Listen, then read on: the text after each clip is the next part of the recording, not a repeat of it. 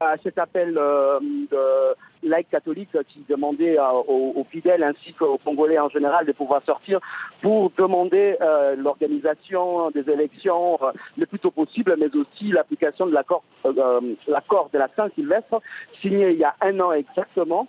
Et donc les fidèles des églises catholiques devaient se retrouver dans leur paroisse, suivre une messe et ensuite sortir, marcher, manifester avec Bible, chapelet, autres signes religieux pour montrer justement qu'ils sont pour l'application intégrale de l'accord de la Saint-Sylvestre. Alors ce qui s'est passé, c'est que dans certaines paroisses, la police s'est déployée, il y a des gaz lacrymogènes qui ont été également utilisés pour disperser les fidèles, comme par exemple ici à Notre-Dame du Congo, qui est l'une des plus grandes paroisses de Kinshasa. La police a tiré 3 fois des gaz lacrymogènes pour disperser. C'est également ici que est venu justement se recueillir Félix Tshisekedi, qui est le leader du rassemblement de l'opposition.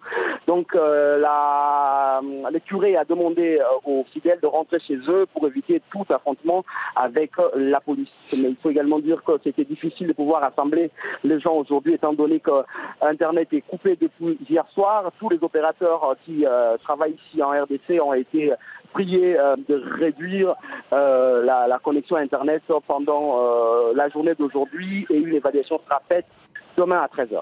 Alors, Patient, cette marche des catholiques, vous l'avez rappelé, était prévue 1 an jour pour jour après la signature de cet accord qui prévoyait en RDC des élections, le départ aussi de Joseph Kabila. On sait qu'il n'en a rien été, ces élections ont été repoussées. Qu'est-ce qui risque de se passer désormais ?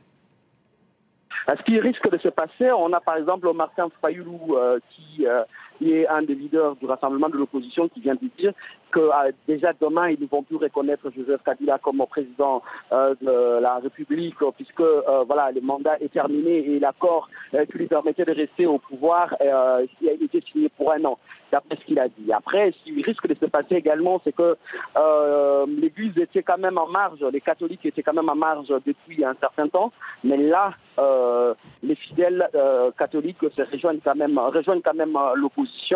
Ça risque d'être assez chaud pendant les périodes qui vont venir, parce qu'il faut également rappeler que chaque jeudi, l'Église catholique à Kinshasa sonne des cloches pour siffler en fait la fin du mandat du président de la République et également exiger les élections le plus tôt possible. Et au moment où nous parlons, Patient Ligodi, les rues de Kinshasa, à quoi ressemblent-elles? La police, l'armée sont toujours déployées?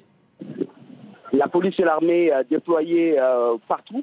Il y a des barricades partout. Il n'y a pas de taxis et des véhicules de transport en commun. Les gens sont terrés chez eux, les commerces sont fermés. Et donc, comme vous pouvez entendre, il y a, on va dire, de grosses manifestations au niveau de certaines paroisses où les gens sont très mécontents et s'en prennent même parfois aux journalistes pour leur demander justement de pouvoir rendre compte de ce qu'ils sont en train de voir.